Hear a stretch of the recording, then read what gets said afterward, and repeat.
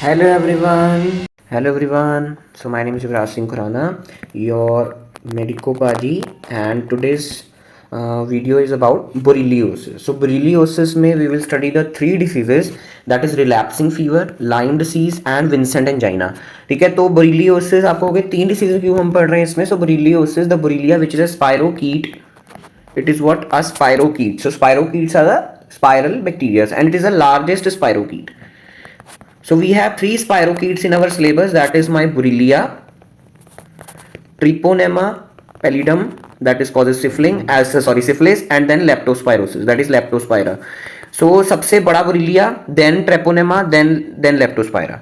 Okay, so it causes three diseases and we will study in diseases come causative organism, transmission, clinical features, lab diagnosis and treatment we will study. ठीक है, so एक चीज़ जो बच्चे मुझे एक दो बार comment किया बच्चों के, तो उसको मैं आंसर देना चाहता हूँ कि आप कई बोलते हैं कि यार मेडिकोपाजी ना anatomy he was teaching very good, कि एनाटमी बहुत अच्छा पढ़ाता था बट माइक्रो बहुत बकवास पढ़ा रहा है ना. तो बेटा इसका मैं सिंपल सा आंसर आपको देना चाहता हूँ कि मैंने जनरल में भी ये पॉइंट आपको बोला था और मैं आज दोबारा बोल रहा हूँ कि हमेशा क्या बोलते हैं इसको, इस्तेमाल करो फिर विश्वास करो. ओके, विश्वास करो. तो सॉरी अगर मैंने हिंदी गलत लिख दी है बट इतनी कम हिंदी मुझे अभी याद है. ठीक है, तो पहले इस्तेमाल करो फिर विश्वास करो, पहले मुझे सुनो. ठीक है, फिर आपको मेरे को ट्राई करो कि मेरी आपको समझ आए. ठीक है, मैं तो अपना 100% ही दे रहा हूँ, डोंट वरी. और फिर आप बाकी टीचर्स के भी लेक्चर्स लगा सकते हो, आप खुद भी बुक पढ़ सकते हो, जो चीज़ आपको सबसे अच्छी लगे do that. I am not saying कि मेरे नोट्स आर बेस्ट, मेरी वीडियोज आर बेस्ट, ऐसा नहीं है. देयर आर और multiple creators, there are many multiple great experience teachers who are teaching. ठीक है, बस मैं इतना चाहता हूँ कि बेसिकली जो एक इतना पॉइंट मैं आपको बता दूं कि माइक्रो जो सब्जेक्ट है ना वो ऐसा ही है. फर्स्ट आपको थोड़ा ये लगता है कि हाँ ये क्या बोल रहा है, क्या बकवास मार रहा है, but at the end of the day आपको समझ आएगा कि जो मैं नोट्स प्रोवाइड कर रहा हूँ, जो मैं आपको वीडियोस बना के आपको ईजी समझा पा रहा हूँ, ये आपको ज्यादातर लोगों ने ऐसा नहीं किया. I am not demeaning any teacher, I respect every teacher by heart. और जो माइक्रोबायोलॉजी है, मैंने माइक्रोबायोलॉजी स्टार्ट एक रीजन करने का ये था कि सभी ने माइक्रोबायोलॉजी ऑर्गेनिज्म वाइज पढ़ाई हुई है and now organism wise is not there, now there is system wise. So I am teaching system wise कि सीवीएस है, ब्लड हो गई, then GIT, then hepatobiliary, skin and then respi, then CNS, then STDs. तो बाकी organism wise पढ़ाया है, तो वो आपको पेपर में ऐसे नहीं आना है. ओके, और जल्दी ही मैं एक नीट पीजी के रिलेटेड एक सरप्राइज लेके आ रहा हूं. ठीक है, इट इज फॉर एवरीवन. ये बहुत अच्छा सरप्राइज मैंने तैयार किया है और ये आपको नीट पीजी की प्रिपरेशन में इतना काम आएगा ना, और ऐसा काम कोई अभी तक नहीं कर रहा है, तो मैं वो एक स्टार्ट करने जा रहा हूं थोड़ी देर में बाद में, and it is a surprise. ठीक है, तो कमेंट सेक्शन में मत पूछना कि क्या है, क्योंकि मैं नहीं बताने वाला. ओके, सीधा मैं आपको जल्दी आपको बाद में पता लगेगा. चलो, so thought you can use someone else, you cannot use someone else map to find yourself या find your path. so अपना रास्ता खुद बनाओ. जैसे आज का हमारा, मैंने आपको स्टार्टिंग बोला पहले इस्तेमाल करो फिर विश्वास करो, तो किसी और के बातों में मत आके खुद देखा करो, खुद आपके लिए कौन सी अच्छी चीज है, क्या टीचर, क्या सब्जेक्ट, क्या लाइफ की चॉइसेस खुद लिया करो. चलो, so borreliosis, there are three species in which the borrelia causes three diseases caused by three जिसको हम कहते हैं थ्री डिफरेंट स्पीशीज. तो वो हमने स्पीशीज देख ली. मैंने पहले बोला आपको थ्री डिसीजेस होती है, कौन कौन सी थी. That was my relapsing fever and then my Lyme disease and then my Vincent angina. इनमें से relapsing fever and Lyme disease is the most important, and Vincent angina थोड़ा बहुत क्वेश्चन आता है इस पे, but it is more important for BDS students, dental students. Okay, हमारे लिए इतना इंपॉर्टेंट नहीं, बट हाँ आपको बोरेलिया करवा रहा हूँ तो आपको पता होना चाहिए. So first species is my Borrelia.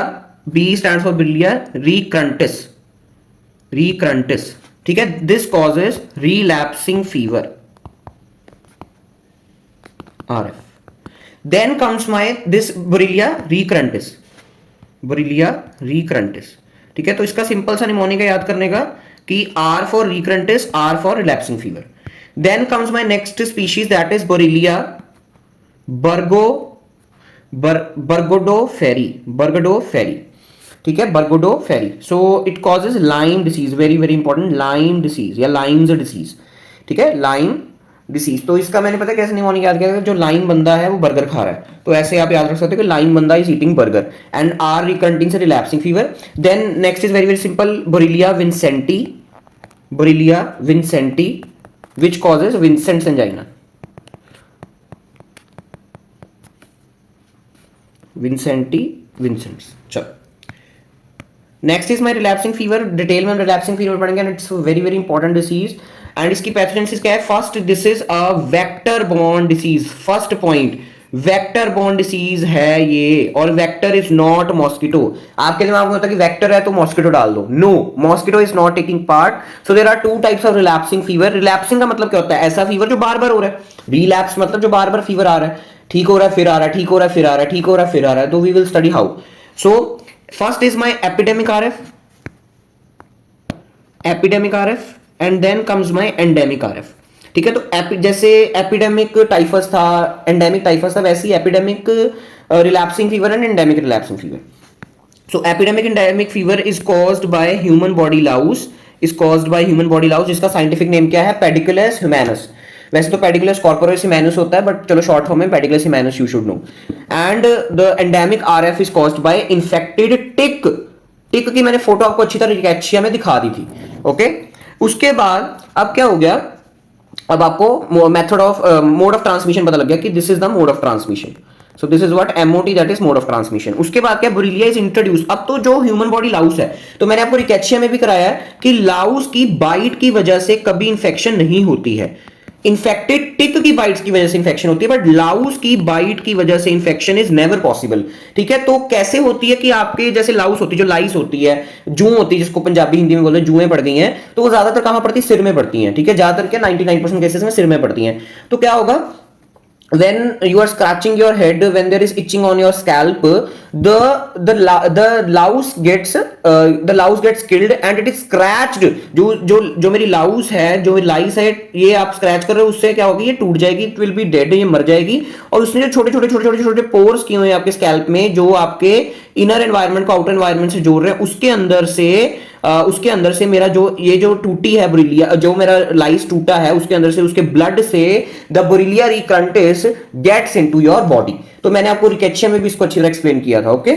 So Borrelia is introduced by crushing और scratching of the louse, leading to deposition of Borrelia on abraded skin and mucous membrane. So abraded skin हो या म्यूकस मेम्ब्रेन हो, it can go either by either of the रस्तास।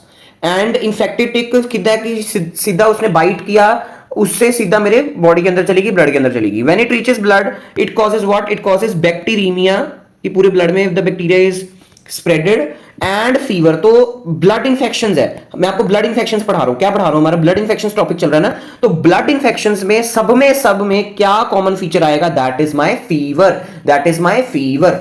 तो देख रहे हो, एक जूं से, टिक से कितनी सारी there can be bacterial infections. अब जो मेरे अंदर बोरिलिया रिकंटिस आया, उसको बॉडी क्या करेगी, मारने की कोशिश करेगी। The immunity tries to eliminate it, but Borrelia shows very very very important point, that is antigenic variation. Antigenic variation, इसको आपने एज इट इज याद रखना है इस शब्द को। व्हाट इज एंटीजेनिक वेरिएशन, कि जैसे ही इम्यूनिटी ने इसको मारने की कोशिश की, इसने अपना एंटीजन ही चेंज कर लिया, इसने अपना एंटीजन ही चेंज कर लिया। That is my antigenic variation. इसलिए जो हमारी बॉडी की जो इम्यूनिटी है, एक बार बोरिलिया को मारती है, बट वो बोरिलिया अपने अंदर एंटीजन वेरिएशन करता है and it causes again infection. तो जो बोरिलिया है एक तरह का कैसे हो गया, वायरस तरह हो गया। मतलब ये नहीं बोला कि वायरस तरह इसका स्ट्रक्चर है, बट वायरस जैसा इसका काम है, बिकॉज वायरस म्यूटेट करता है। ये म्यूटेट एक तरह कैसे कर रहा है, ये अपना न्यूक्लिक एसिड नहीं चेंज कर रहा, बट ये अपना एंटीजन ही चेंज कर देता है, okay. So repeated bacteraemia and recurrent febrile episodes. Febrile का मतलब क्या होता है, increase in temperature, so there is increase in temperature episodes and repeated bacteremia, and then it causes relapsing fever. So clinical feature, it is the clinical feature which I will discuss now is same in both epidemic and endemic relapsing fever. तो first जो मेरा clinical feature है, that is very very important, जिसके ऊपर इसका नाम रखा गया, that is recurrent febrile episodes, कि बुखार तो सबको चढ़ रहा है, बट कैसा बुखार चढ़ रहा है, that matters. So recurrent febrile episodes, तो कैसे रिकरेंट फेब्राइल एपिसोड्स आपको दिखते हैं, दैट इज कि 3 to 5 डेज तक पेशेंट को बुखार चढ़ता है, 3 to 5 डेज तक बुखार लगातार चढ़ रहा है intervening with intervening 4 to 14 A febrile 1 second 4 to 14 A febrile period, days नहीं लिखा सॉरी मैंने, डेज ए फेब्राइल पीरियड। और ये कितनी देर तक चलता है? It can occur up to, ये जो मेरा रिकरेंट फेब्राइल एपिसोड्स है RFE recurrent febrile episodes can occur up to 10 times. तो ये 10 बारी तक ऐसे हो सकता है कि पेशेंट को क्या हो रहा है, 3 से 5 दिन तक बुखार चढ़ रहा है, फिर 3 से 5 दिन बुखार चढ़ के 4 से 14 दिन उसको बुखार नहीं चढ़ता। ठीक है, सपोज मान लो कि आज मेरी डेट 1 जनवरी है, वैसे आज 1 जनवरी नहीं है, आज मान लो 1 जनवरी है। ठीक है, उसको आज इंक्यूबेशन पीरियड पार हो गया, बुरीलिया इन्फेक्ट कर दिया, पूरे बैक्टीरिया हो गया और फर्स्ट डे उसको बुखार चढ़ा है। First day, this is the first day when there is fever. ठीक है, कितने देर बुखार चढ़ा? हमने मान लिया 4 दिन तक उसको बुखार चढ़ा, सो 4 जन तक बुखार चढ़ा, 4th जन तक बुखार चढ़ा उसको। ठीक है, उसके बाद क्या हो गया, 4th जन तक बुखार चढ़ा, फिर उतर गया, द टेम्परेचर डिक्रीजेस। उसके बाद क्या हुआ, इसको 14th जन को दोबारा बुखार हो गया, 10 दिन बाद दोबारा बुखार हो गया। ठीक है, फिर 4 दिन तक चढ़ा, फिर 18 तक चढ़ा। ठीक है, फिर ठीक हो गया, 18 को ठीक हो गया, फिर 28 जन को चढ़ा। तो ऐसे there is 3 to 5 days of बुखार febrile period and then 4 to 14 days of afebrile period कि तब बुखार नहीं चढ़ रहा है। बट आजकल तो हमें क्या आ गई, हमारे पास क्या आ गई, पैरासिटामोल। आज तो थोड़ा सा बुखार चढ़ने में पैरासिटामोल ले लेनी है। ठीक है, तो पैरासिटामोल से द रिलैप्सिंग फीवर हमें पता नहीं लगता कि रिलैप्सिंग है कि नॉर्मल फीवर है, कुछ नहीं पता लगता। ठीक है, बट हाँ चलो टेक्स्ट बुक नॉलेज आपको होनी चाहिए। बट पैरासिटामोल ने आजकल सारा खत्म कर दिया काम, कि ये पता ही लगता कि रिलैप्सिंग है कि नहीं है, because and paracetamol is very easy drug to get. Okay, चलो सो और क्या क्या दिख सकता है आपको, there we can petechiae, epistaxis. Petechiae आपको पता था माइक्रोवास्कुलर हेमरेजेस, कितनी बारी बोल चुका हूं मैं। एंड एपिस्टेक्सिस आपको पता ना, जैसे नाक से खून बहना, तो एनाटॉमी में मैंने आपको अच्छी तरह करवाई थी, कौन सी आर्टरी ऑफ एपिस्टेक्सिस बोलते हैं एंड क्या क्या नेजल कैविटी में। ठीक है, when there is bleeding from the nose and blood tinged sputum. तो पेशेंट आपके पास आ रहा है ब्लड टिंग्ड स्पूटम के साथ। ठीक है, कि स्पूटम जो है उसमें ब्लड आ रहा है। ठीक है, तो आपका जाएगा कि यार इसको टीबी हो सकता है। तो इंडिया में अगर हो आप, तो आपने सबसे पहले टीबी सोचना है। But when the TB is negative, then you have to go for other differential diagnosis, and one of the differential diagnosis is my Borrelia relapsing fever, Borrelia recurrentis, that is blood tinged sputum. So this is the important point, blood tinged sputum. And these are all hemorrhages more likely to seen in epidemic typhus. So the hemorrhages are more likely to seen in epidemic typhus. Okay. Next is meningitis can also be seen, then seizures, then psychosis, and this is also more likely to be seen in the epidemic. मैंने typhus बोल दिया, my mistake. Epidemic relapsing fever. Lab diagnosis obviously हम blood infections पढ़ रहे हैं, तो main is my sample is my blood, but you can also you go for some CSF also because it causes meningitis also. That's why you can go for CSF also. And microscopy, though first point is very very important कि ये it's a spirochete. क्या है spirochete? And spirochetes are very poorly gram negative. They are very poorly gram negative. But dark ground में क्या हम करते हैं, silver impregnation stain का use करते हैं, it shows motile spirochetes. We have discussed multiple times. And तो इसका आपने कौन सा स्टेन याद रखना है, Giemsa stain you have to remember. और ये देखो जीन्सा स्टेन कैसा है कि ये रे मेरे ब्लड सेल्स आरबीसीज, और ये आप देख रहे हो ये पर्पल पर्पल से you are seeing bluish purple से मेरे spirochetes are seen. This is my Borrelia recurrentis, Borrelia recurrentis. तो आपको ऐसा अपने पेपर में ऐसा डायग्राम बना के आ सकते हो कि ये देखो मेरे आरबीसीज हैं, ये मेरा बुरीलिया है, ये मेरा न्यूट्रोफिल है, ये मेरा मोनोसाइट है. ओके. कल्चर कैसा है, there is no specific culture for the Borrelia, कोई स्पेशल कल्चर नहीं है. You can use blood agar और ब्लड कल्चर. पहले ब्लड कल्चर करो, then you can use blood agar. Okay. Or blood if microscopy fails to detect the buryia. Serology is GLP-QSA. So this is special test you have to remember कि एक serology that is GLP-QSA. GLP-Q क्या है? GLP-Q is an antigen of the borrelia. This you have to remember कि GLP-Q is an antigen. उसके खिलाफ हम ये antigen use करते हैं और पेशेंट के सीरम को डालते हैं इन दिस टेस्ट. और हमने पहली एंटीबॉडीज GLP-Q एंटीबॉडीज पहले लगा के रखी हुई हैं. ठीक है, फिर हमने पेशेंट का सीरम डाला. If the patient serum has antibodies then it can be detected. Okay. And then ELISA जो कि मोस्ट कॉमनली यूज्ड है, and immunofluorescence assay to detect the serum antibodies against the Borrelia antigen. And molecular method is my real time PCR. ठीक है, तो देख रहे हो आप, relaxing fever is only through the human body louse and infected tick. तो आपके पास अगर कोई पेशेंट आ रहा है तो हम क्यों बोलते हैं कि क्लिनिकल हिस्ट्री लो, क्लिनिकल हिस्ट्री लो, उसका देखो कि उसको सिर पे कोई जूं तो नहीं है, बॉडी पे कोई जूं तो नहीं है, कोई टिक तो नहीं किसी ने बाइट की, टिक की बाइट तो ना हो। उसके बाद आप क्लिनिकल एग्जामिनेशन करोगे कि उसका अच्छी तरह हाथ बाँ देखोगे, उसका सिर देखोगे कि उसको कोई there is no some body infection या कुछ भी। तो आप इससे ही आपको सीधा पता लग रहा है कि हाँ इसको सेकेंडरी इन्फेक्शन है ड्यू टू बुरिलिया और ड्यू टू रिकेचिया, और भी हम आगे पढ़ेंगे, ठीक है, कि कैसे कैसे infected. Basically Rickettsia and Borrelia are the two different diseases caused by the ticks, by the louse, by the mites. Okay, next is my Lyme disease. तो Lyme disease क्या है? It is also tick bite.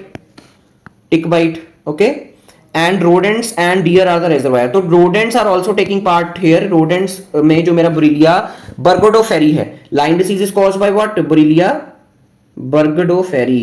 तो Borrelia burgdorferi जो मेरा है कहाँ रहता है? rodents and deer में रहता है। तो rodents you should remember at least. Rodents are the reservoir. तो clinical feature is very important, that is erythema migricans. Erythema migricans का दूसरा नाम क्या है? Bull's eye pattern, 100 star important. तो कैसा होता है बुल्स आई पैटर्न की? सपोज कि टिक, अब क्या है, टिक फीवर है, टिक की बाइट की वजह से हो रहा है। तो देखो यहां पर टिक ने काटा, तो कैसी लीजन होगी? सेंटर में देयर इज माय लाल, then comes my pale area and then again लाल। So this is what, this is my bull's eye. की जैसे वो नहीं होता जहां पर वो गेम होती है कि जहां हमने वी हैव टू एम, उसको क्या बोलते हैं, lost the name of that game. तो ऐसे जैसे वो क्या कहते हैं, निशाना लगाना होता है, आर्चरी जब करते हैं तो ऐसे red zone then yellow zone then again red yellow, ऐसे होते हैं ना lines. The cart you can say, ठीक है, द टारगेट कार्ट यूज करते हैं, तो दैट्स लीजन हमारा बन जाता है। तो इसको हम क्या कहते हैं? बुल्स आई लीजन बोलते हैं, bull's eye pattern of rash बोलते हैं। And this is a 100 star important की बुल्स आई पैटर्न या erythema migricans is seen in which disease? That is my Lyme's disease. And it is a potential question for NEET PG, potential question. कितनी बारी PYQ आ चुका है इसका। And stage 1 is my this erythema migricans, then and it is at the what, at the site of the tick bite. this is important कि जहां पर टिक ने बाइट किया है वहां पर erythema migricans। एंड ये ज्यादातर पेशेंट्स में बनता है, अराउंड 70 to 80% में erythema migricans is formed. okay, stage 2 is my early disseminated infection कि अब टिक ने बाइट कर दिया एंड टिक से the Borrelia burgdorferi enters to the blood, ठीक है, and there is early dissemination कि पूरी जगह नहीं फैला, एटलीस्ट ब्लड में फैलना शुरू हो गया है। And there will be secondary annular skin lesion, एक तो यहां होगा एरिथमा माइग्रिकेंस होगा और कहीं बॉडी पे और भी रैशेस हो सकते हैं। There can be petechiae, there can be maculopapular rash, okay, and then arthralgia and malaise. Arthralgia is a this joint involvement and malaise is generalized fatigue. Stage 3 is my late persistent infection and it is seen in 60% patient. It is a Lyme arthritis कि patient आपके पास आ रहा है, उसके body पे there is my bull's eye appearance, there is a tick fever, ठीक है, उसकी लेग पे सपोज करो टिक ने बाइट किया हो आज से 10-15 दिन पहले या महीने पहले, और अब आपके पास पेशेंट आ रहा है विद जॉइंट पेन। तो this is a classical case of the Lyme's disease. तो ये क्लासिकल साइन हो गया में एरिथमा माइग्रिकेंस, और उसको बाद में 10-15 दिन महीने बाद there is my arthritis also, there is pain in the joints, mostly knee joint in is involved, knee joint सबसे पहले इन्वॉल्व होता है, it's a weight bearing joint. Lab diagnosis is culture is BSK medium, you have to remember BSK medium. And then serologies, antibody detection is first by ELISA. आपने पहले ELISA से check करना है, but ELISA is not a confirmatory test. The confirmatory test is Western blot. So question is very important. आपको लगता है ELISA से करेंगे? हाँ, ELISA से आपने पहला करना है। अगर if the ELISA is positive, then you have to do the Western blot, and which is a confirmatory test. Confirmatory test for Lyme disease is my Western blot. Molecular methods is my PCR. Joint fluid examination is अब क्या है? There will be increase in the leukocytes. There will be what? There will be increase in my leukocytes. कहाँ गए? There will be increase in my leukocytes. कौन से leukocytes? Polymorphonuclear leukocytes. And CSF examination करो, there will be lymphocytosis. तो lymphocytosis और कहाँ आपको दिखता है? In viral meningitis. Viral meningitis में भी दिख सकता है आपको. In viral meningitis you can also see lymphocytosis. Treatment, अच्छा इसकी ट्रीटमेंट क्या थी? I forgot to tell. The drug of choice for relapsing fever is doxycycline. सो कोई भी टिक फीवर हो, कोई भी लाउस से हो, तो डॉक्सीसाइक्लिन दे दो बिना सोचे समझे, it is a drug of choice. Rickettsia में भी हमने से सारी scrub typhus, Q fever, rickettsial infections, even leptospirosis में भी doxycycline can be used. And for Lyme disease is doxycycline, for relapsing fever is doxycycline. So Lyme disease क्या है, अगर सीवीएस एंड सीएनएस इन्वॉल्वमेंट नहीं हुई है, then you can give doxycycline for 14 days. Okay, then you can give for doxycycline for 14 days. And if there is Lyme arthritis, there is involvement of the joints, then you will also use doxycycline, but for 30 to 60 days. When there is no involvement, simple Lyme disease, simple the patient presented with fever, erythema migricans, there is rash, then you can use doxycycline. And when there is CVS or CNS manifestation, तो इसका simple सा mnemonic हमने रखना है C for CVS, C for CNS and C for ceftriaxone. Okay. Then comes my Vincent's angina. Vincent's angina is not so important, but हाँ it is important for MCQs. और इसका दूसरा नाम कई बार आता है, that is अनुज. क्या नाम आता है, अनुज. क्या नाम आता है, अनुज. अनुज क्या होता है, acute necrotizing ulcerative gingivitis.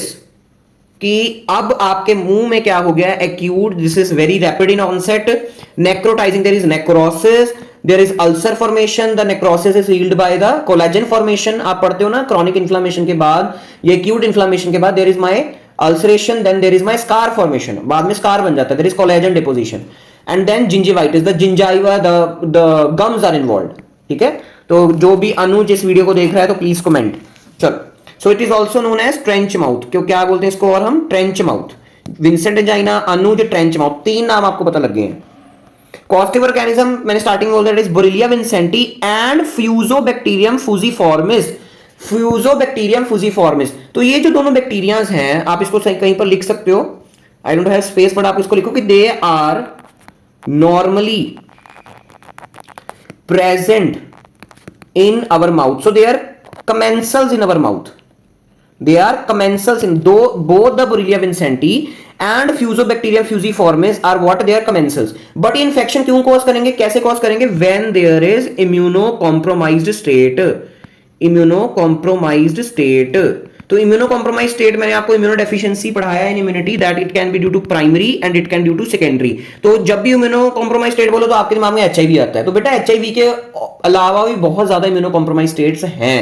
ठीक है, I know HIV is the most common state, but there are also there should be other differential diagnosis also in your mind. So primary it is genetic and secondary is acquired due to other infections. So secondary में क्या आता है, HIV, Burkitt's lymphoma, there can be SLE and all. Then primary में there can be T cell defects, B cell defects, T and B combined defects, and there can be defects in phagocytosis, or there can be defect in complement mediation. तो आपको ये immunity अच्छी तरह पढ़नी पड़ेगी. Okay, then you will understand the immunodeficiency.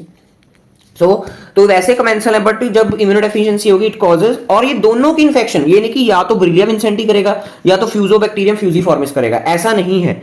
दोनों की इकट्ठी इन्फेक्शन कॉजेज विंसेंट एंजाइना, दोनों की इकट्ठी की इन्फेक्शन. ओके, चल.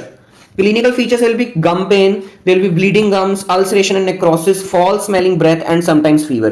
So देख सकते हो, ये मैंने the dentist opened the mouth of the patient और देख रहे हो यहाँ पर scar है. There is my lower molars and premolars and upper molars and premolars. तो इनके बीच में there is gingiva, the gums, there is a scar formation, there is a ulceration. Okay. So diagnosis, demonstration of spirochetes and bacilli. So bacilli एक Fusobacterium fusiformis है, fusiform anaerobe. Fusiform क्या होता है, the spindle shaped, the tapering end, जिसके tapering end हो, ऐसे अजीब सा बैक्टीरिया ये, इसका tapering end हो, fusiform हो, tapering end, जैसे हमारी smooth muscle होती है. So demonstration of spirochetes and bacilli in stained smears of exudate from the lesion, कि आपने lesion उठाई and फिर आपने उसको माइक्रोस्कोप के अंदर देखा.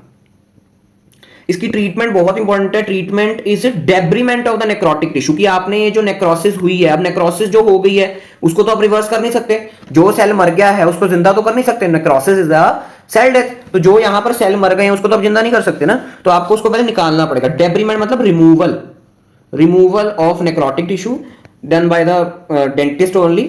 Then is metronidazole. Metronidazole targets both bacteria. It causes it because metronidazole is a drug of choice for anaerobes. Anaerobes में हम सबसे ज्यादा metronidazole देते हैं. ठीक है. And fusiform is my Fusobacterium is my anaerobe only. And साथ में penicillin दे रहे हैं for Borrelia. Penicillin वैसे more is concerned with the gram positive bacteria, but हाँ penicillin can be given, but आपने मेट्रोनिडाजोल तो देना ही देना है. वैसे तो आपने तीनों ट्रीटमेंट ही लिखनी है, बट अगर आपको एमसीक्यू आए तो drug of choice will be metronidazole for Vincent's angina. And drug of choice for Lyme disease is my doxycycline and relapsing fever also doxycycline. And Lyme disease में जब मेरा CVS या CNS involvement हो तो then the drug of choice will be ceftriaxone, which is a third generation cephalosporin. PYQ short note on borreliosis, short note on relapsing fever and short note on Lyme disease. पैथोगनोमिक का मतलब क्या होता है? Specific feature कि सिर्फ इसी बीमारी में हमें दिखेगा. The pathognomonic skin lesion in Lyme disease will be maculopapular rash no, vesicular rash no, petechial rash no. Maculopapular rash आपको कितनी बीमारी में दिखते हैं? रिकेट्शिया में हमने कितनी जगह पढ़ लिए थे, बाकी स्किन में पढ़ेंगे. Vesicular is most commonly seen in the chicken pox. Petechial rashes, they are very very commonly seen in dengue, chikungunya. They are commonly seen in microvascular hemorrhages, DIC. We have also seen the petechi in the rickettsial infections, leptospirosis, and the pathognomic feature will be erythema migricans. That is bullseye appearance. Correct statement about the relapsing fever. Relapsing fever की correct statement. So it is caused by the flea bite. No, it is caused by the tick bite or scratching of the flea or the scratching of the lice, not flea. Flea is not involved. Caused by Borrelia burgdorferi? No. Caused by the Borrelia recurrentis. अब मैं relapsing fever की बात कर रहा हूँ. Blood smears made when patient is afebrile? No. When the patient is febrile, कि patient को बुखार चढ़ेगा तब भी आप उसका स्मीयर लोगे ना, नॉर्मल बंदे का स्मीयर थोड़ी लोगे. Each relapse is associated with the antigenic variation. This is important point कि the Borrelia recurrentis show as antigenic variation. इसलिए जब भी बॉडी उसको मारने के लिए इम्यूनिटी जनरेट करती है तो उसके लिए हम एंटीजेनिक वेरिएशन करके वो अपने आप को चेंज कर लेता है. Vector transmitting Lyme disease will be my mosquito, no. Sandfly, no. Flea, no. Tick.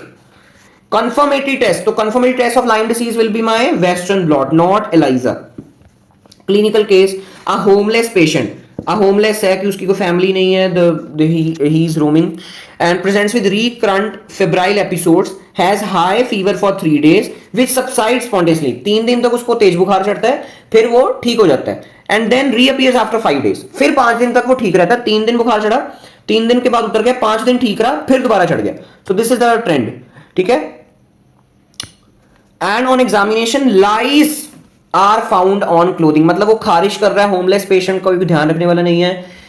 He is scratching all over the body and there is lice in the head also. Clothing पे उसकी दिख गई है. So this is a classical case of relapsing fever. कौन सा relapsing fever? There are two types of relapsing fever. That is my epidemic and endemic. And epidemic is caused by the louse. तो यहाँ पर louse दिया हुआ है. So this is the epidemic relapsing fever. Epidemic relapsing fever. ठीक है. बाकी blood smear showed spiral shaped organism, that is will be my Borrelia recurrentis. So this is all about today's video. कोई भी doubt हो you can comment or DM on Instagram. Link is in description. Please share and comment if you like my content. Thank you. Bye bye.